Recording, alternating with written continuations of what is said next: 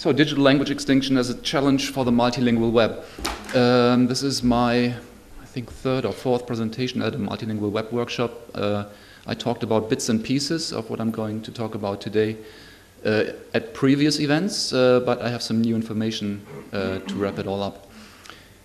So, digital language extinction, what is this all about? We know that many smaller languages are experiencing very serious problems digitally, and you can have a look at the traditional, if you will, language death, or language, what language death is all about, literature, and can transfer these insights into the modern world, into the digital age.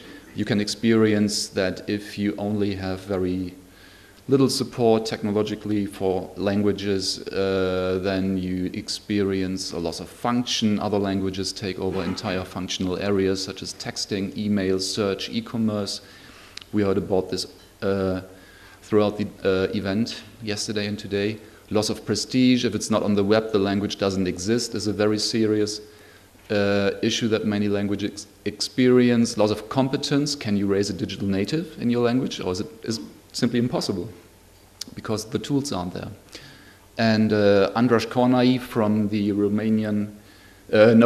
from the Hungarian Academy of Sciences, he wrote a very interesting paper about digital language death, and I'm just reusing his classification here, and this classification is a 4-point scale which corresponds to the amount of digital communication in that language. So what's possible digitally in the language, and there, top of the line, is the class digitally thriving languages, which he also calls comfort zone languages, which is a term I like a bit more, vital languages, heritage languages, and then we are moving into serious problems with still or moribund or dead languages, digitally speaking, and especially the last two categories are potentially facing digital extinction. So what are the implications of these concepts for the European or for the global multilingual web?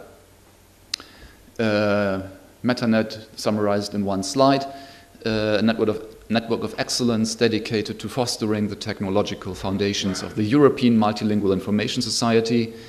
We had a couple of projects in MetaNet which started in 2010. All of these projects ran out in 2013. Right now we have a couple of other projects which Hans Usgereit also mentioned earlier today, such as Qt Launchpad, Qt Leap, that are contributing to the MetaNet cause, if you will. We have in this network of excellence all EU member states covered and several non-member states. MetaNet consists of 60 research centers in 34 countries. And from the different things that we did in this network and are still pursuing, I might add, the most important one right now for this presentation is what we call MetaVision, building a community with a shared vision and strategic research agenda. You might have seen the language white paper series here or there. I talked about it before, a study that we did for 31 languages, and we published this in 31 volumes. And in these 31 books, we examined the state of technology support for Europe's languages. And these books were mainly meant and are still being used to address politicians, decision makers, journalists, and so on, and to tell them what's going on with regard to their languages in the digital realm. And not a lot, I'm afraid, for many languages. So the books talk about the support through language technology for 31 languages. It took us about 2 years to prepare this study. More than 215 experts, linguists, language technology people from all over Europe contributed. These are the languages covered. The latest edition is Welsh, which a colleague from Wales wrote because he was very excited about the project. And hopefully there will be additional books in the future. And I'll not go into too many details here because this is not a technical or linguistic event. We tried to find out where the languages stand with regard to 4 application areas: machine translation, text analytics, speech, including both processing and synthesis, and language resources. And we ranked these languages, the 31 languages on a 5-point scale, from excellent LT support to weak or no support. And we finalized these tables that you see here compressed in one slide. I hope you can read it, at least if you squeeze your eyes a little bit.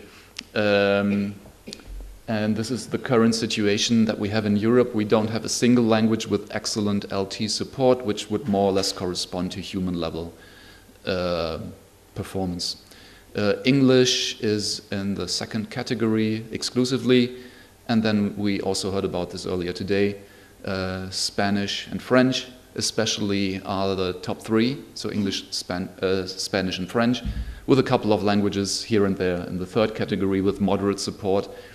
And then we are slowly entering the long tail categories with fragmentary support for many languages, and also weak or no support also for an unfortunate number of languages. So when it comes to technology support, there are massive problems, massive differences between Europe's languages and technology areas. We know, and that's also been our gut feeling for quite some time, that support for English is ahead of any other language, but even support for English could be better. So it's far from being perfect, and several languages get the weakest score in all 4 areas, such as Icelandic, Latvian, Lithuanian, and Maltese.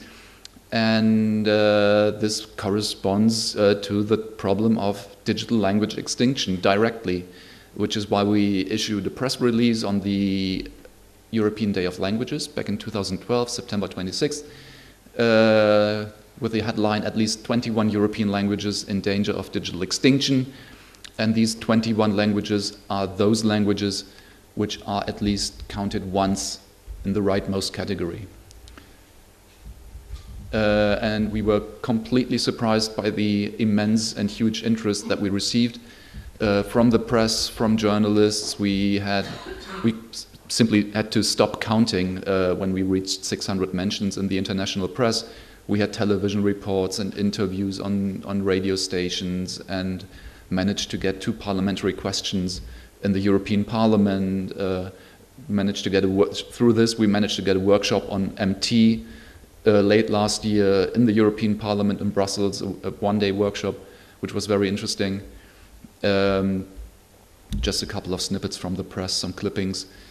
And just recently we decided, because several people approached us, not only colleagues from Wales, but also others, and they complained a little bit because we simply started with the MetaNet languages that were represented in MetaNet with a comparison, and they said, we also need our language to be represented in this comparison. What can we do about this? So we developed in the last couple of years very good working relationships with a couple of bodies that can be thought of and conceptualized as representatives of the main language communities in Europe, and that's EFNIL, NPLD, and the Council of Europe. EFNIL is the European Federation of National Institutions for Language. For example, the Institut für Deutsche Sprache in Mannheim in Germany is the official organization in Germany that takes care of the German language, and similar institutions exist in other European countries, and all of these official institutions are organized in EFNIL. NPLD, the Network to Promote Linguistic Diversity, is the complement, if you will. So many minority languages, unofficial languages, they are organized in NPLD. And the Experts Committee of the European Language Charter is with the Council of Europe, and they are taking care of the countries that signed the European Language Charter. So together with these official bodies representing the language communities, representing languages, additional languages that were missing in our original study, we revisited our results. We added 16 additional languages and discussed this again. And this is now a bit smaller, of course, because we have to squeeze in more languages. But what's most important here is that there are almost no modifications in the 4 columns you see on the left, and many, many additions in the rightmost column. The editions are, in the very few editions are Hebrew, with moderate support for text analytics, and Turkish with fragmentary support for speech, and that's about it. Maybe a few Hebrew resources that warranted putting this language into fragmentary support for resources, and all the other languages that we added are simply unaffected by technology. There is simply no technology for these additional languages. And that's an even more alarming problem that we're now facing here. The original message that we had 21 languages in danger of digital extinction, that's not even half the story. The reality is much harsher. So what can we do about this? In MetaNet, just to recap, I also talked about this in the past at previous multilingual web events. In MetaNet, we drew up this strategic research agenda, which is a high-level strategic document that we wrote together with about 200 colleagues from Europe and also abroad, more than half from industry, which we discussed and presented by now at more than 90 different conferences and workshops. And this SRA, the strategic research agenda, addresses these problems and what we can do about the problem, not only language extinction, language preservation, but especially how Europe can benefit from a multilingual, from being a multilingual society, and generate growth around this topic. We discussed more than 100 different candidates for our priority themes, and we ended up with these 3, added with an additional 2. So our main themes are translingual cloud, social intelligence and e-participation, socially aware interactive assistance, and then to roll this all out, we need a European service platform for language technologies and as a base layer of core technologies for language analysis and production. And what we want to do is to really raise the technology levels for all European languages, not only the official ones. So it's only 2 or 3 more slides left now. To sum up just very briefly, many languages suffer from insufficient technology support, and these languages are seriously threatened by digital extinction. Multilingual technologies are a key enabler to overcoming language barriers and a good means to preserving our languages, and also a good way to piggyback the problem of language preservation.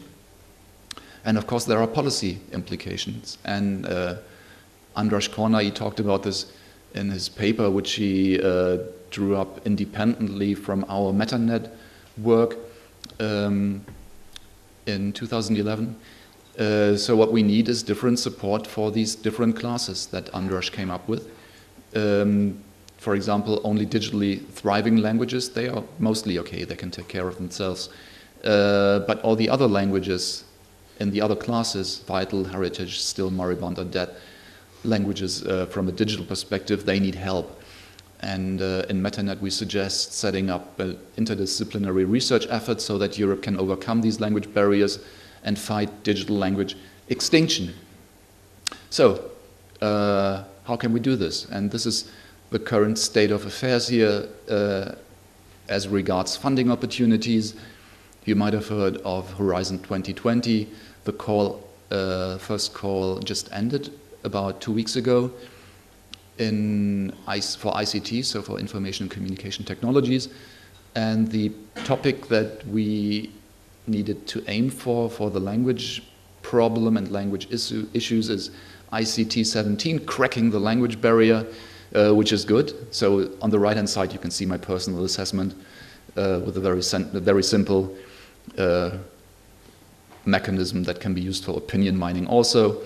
So that's good. That's good news. There is a topic for cracking the language barrier, and the European Commission and the call is focusing upon languages, according to our meta network, with fragmentary or weak or no support. So that's very good. Not only 95% of proposals trying to work on English, but also on the other languages which are in focus. That's good.